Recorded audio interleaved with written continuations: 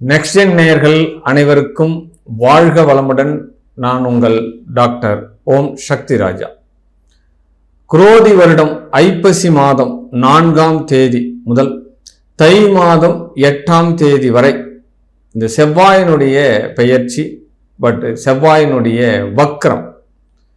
ஆமாம், செவ்வாயினுடைய பெயர்ச்சி பார்த்தோம் அப்படின்னா 20/10/2024 ஞாயிற்றுக்கிழமை மிதுனத்திலிருந்து கடகத்துக்கு இந்த செவ்வாய் பகவான் பயிற்சி ஆகிறார்.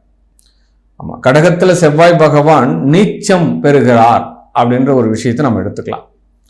பட் இந்த கடகத்துல நீச்சம் பெற்றாலும் இந்த செவ்வாயானவர் 7/12/2024 முதல் 21/1/2025 வரை வக்ரமாகிறார். இந்த 2 விதமான பாவக பலன்களை இந்த செவ்வாய் இப்பொழுது வெளிப்படுத்துகிறார். ஆமா, ஒரு நீச்ச கிரகத்தினுடைய பலாபலன் என்ன செய்ய போகிறது, அந்த நீச்ச கிரகத்தில் இருக்கக்கூடிய செவ்வாய் வக்கரம் அடைந்தால் என்ன செய்ய போகிறது, இதுதான் நம்ம பார்க்க போற பலனுடைய விவரம். இதுதான் விஷயம். பட் இந்த செவ்வாய் பகவான் நீச்ச பார்வை, வக்ர பார்வை, 2 ஆப்ஷன்ல உங்களுக்கு பலன் கொடுக்க போறாங்க.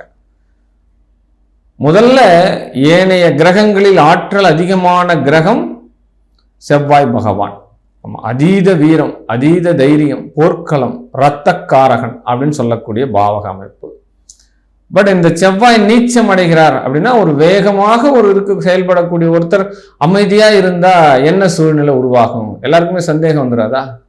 ஒருத்தர் சரசரன்னு வேலை செஞ்சுட்டு இருக்காரு, வேகமா ஓடின்னு இருக்கார், டக்குன்னு ஒரு 10 நாள் ரெஸ்ட்ல இருக்கார் அப்படின்னா என்ன சொல்லுவோம்? என்ன சார் ஆச்சு?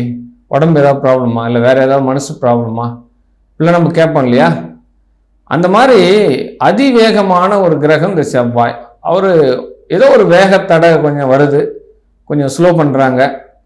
பட் என்ன மாதிரியான பலன்கள் 12 ராசிக்கு நடக்க போகிறது அப்படின்ற ஒரு விஷயத்தை தாண்டி எந்த காரியங்களில் இந்த 12 ராசியினர் பாதுகாப்பாக இருக்கணும், எதனாலலாம் பிரச்சனை வரப்போகுது, பட் இந்த பிரச்சனையை பாதுகாத்துக்கிறதுக்கு உண்டான சூழல் உங்க ஜாதகத்துல இருக்கா, பட் உங்களுக்கு நடக்கக்கூடிய தசா புத்திகள் என்ன, அந்தர சூட்சமங்கள் என்ன, பட் இப்ப செவ்வாய்க்கும் ஏற்கனவே ஜனனகால இருக்கக்கூடிய செவ்வாய்க்கும் 6, 8, 12 ஏதாவது தொடர்பு இருக்கா அப்படின்ற ஒரு விவரத்தெல்லாம் தெரிஞ்சாதான் உங்களுடைய முழு பலனை நீங்க அறிஞ்சிக்க முடியும். பட் இந்த செவ்வாயினுடைய பயிற்சி காலபுருஷ தத்துவப்படி நம்ம சொல்லக்கூடிய இந்த பலனாகப்பட்டது ஒரு 65% உங்களுடைய ஜாதகத்துக்கு வேலை செய்யும்.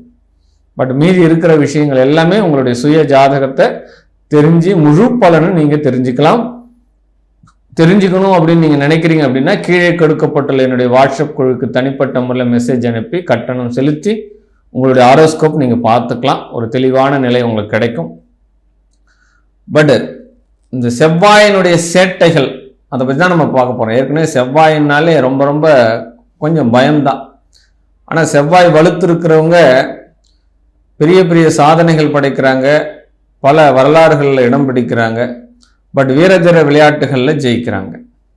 இப்போ செவ்வாய் நீச்சம் அடைகிறதுனால வரக்கூடிய இந்த பலன்களை நம்ம இப்போ பார்க்கலாம். கும்பராசி அன்பர்களே, உங்களுடைய ராசிக்கு இந்த செவ்வாய் பகவான் பார்த்தோம் அப்படின்னா வெற்றிக்குரியவன், வீரத்திற்குரியவன், உங்களுடைய சுய முயற்சிக்கு வித்திட்டவன் அப்படின்னு சொல்கிறோம் அப்படின்னா எந்த வகைத்திலும் குறையில்லை. ஆமாம், அதுவும் இல்லாமல் உங்களுக்கு கர்மாதிபதி அப்படின்னு வரக்கூடிய இந்த செவ்வாய் பகவான் 6ஆம் இடத்துல போயிட்டு நீச்சம் அடைகிறார். 6ஆம் இடம் தான் ஒரு மனிதனுக்கு உண்டான தொழில் பாவகம். ருணம், ரோகம், சத்ரு பாவகத்தை தாண்டி தொழிலுக்கு உண்டான பாவகமே அந்த 6ஆம் இடம் தான்.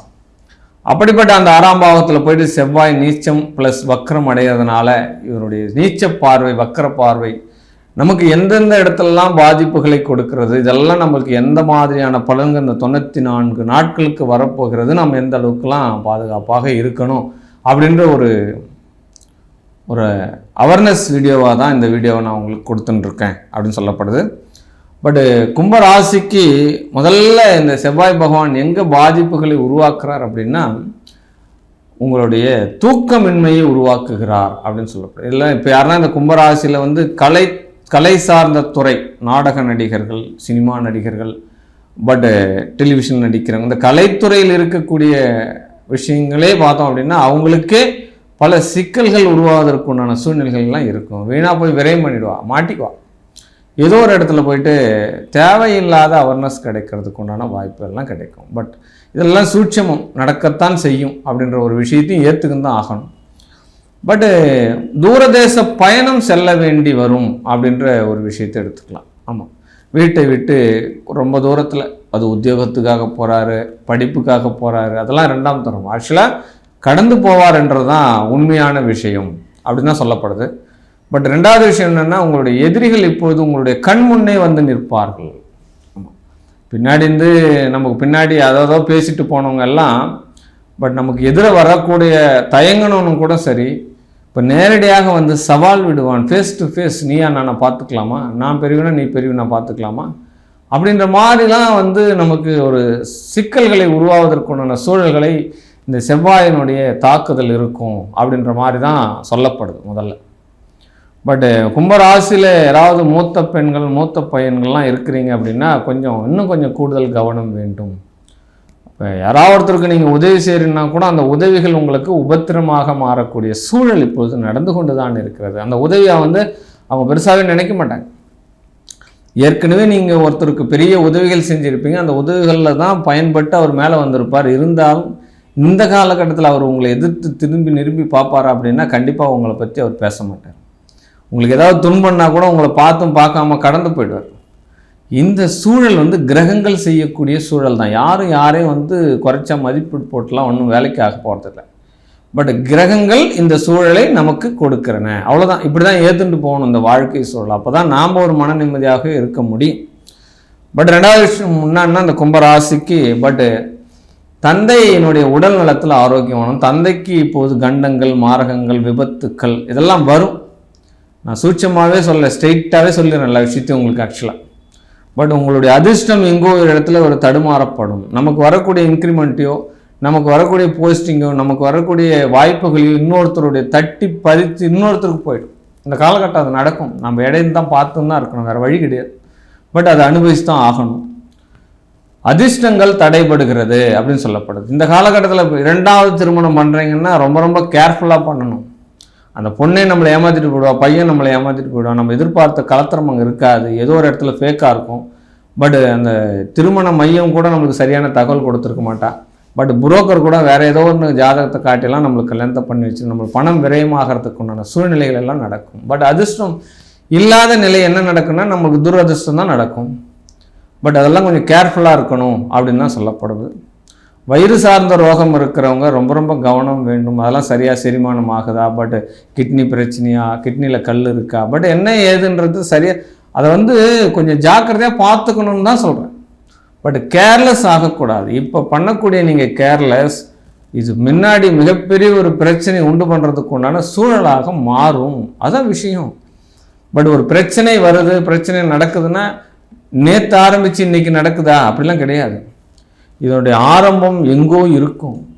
அந்த நாளிலிருந்து வந்த நெருப்பாக அப்படி புகைந்து கொண்டு இருக்கக்கூடிய விஷயம்தான் ஒரு நாள் என்ன பண்ணால் டக்குன்னு பற்றி. அப்போ ஒரு பிரச்சனை வருதுன்னா அப்போ ஆரம்பத்திலே அதை கலை தெரிய வேண்டும் அப்படின்ற ஒரு அவேர்னஸ் வீடியோ தான் இந்த வீடியோ. அது ஆக இந்த கும்பராசிக்கு முதல்ல பயணங்கள் உண்டு அப்படின்னு சொல்லப்படுது. பட் தூக்கம் குறைவாக இருக்கும். ஏதோ ஒரு இடத்துல மன அழுத்தத்தால் தூக்கம் இல்லாமல் போகுதா, வேலையால் தூக்கம் இல்லாமல் போகுதா அப்படின்ற மாதிரி விஷயங்களை தான் இப்போ நம்ம பார்த்துக்க போகிறோம். பட்டு இந்த கும்பராசி இந்த செவ்வாயினுடைய சாராம்சம் வீரியம் குறையணும் அப்படின்னா இந்த குளக்கரை, ஏரிக்கரை, ஆத்தங்கரை இதெல்லாம் வச்சு கல் வச்சு வழிபடுவாங்க. சும்மா ஒரு சிலைலாம் இருக்காது, ஒரு கல் வச்சு ஒரு 3 பொட்டு வச்சுட்டு வழிபடுவாங்க. அந்த மாதிரி இந்த கன்னிமார் தெய்வங்கள்லாம் வழிபடுறது, எல்லைச்சாமி இந்த மாதிரி தெய்வங்களில் கிழச்சாமி வழிபடுறது சிறப்பு. பட் ஐயனாரப்பனை வழிபட்டால் மிகப்பெரிய ஒரு பாதிப்புகளிலிருந்து நீங்கள் விடுபடலாம் அப்படின்றதான் என்னுடைய கைட்னஸ் உங்களுக்கு. மேலும் இந்த கும்பராசி இந்த செவ்வாயினுடைய தாக்கத்திலிருந்து பாதுகாக்கப்படணும் அப்படின்னு சொல்லிட்டு நான் வணங்கக்கூடிய உமையவள் அகிலாண்ட கோடி பிரம்மாண்ட நாயகி அங்காள பரமேஸ்வரி பாதுகாக்கணும் அப்படின்னு சொல்லிட்டு வேண்டி விரும்பி கேட்டுக்கொள்கின்றேன். வாழ்க வாழ்க வாழ்க வாழ்க.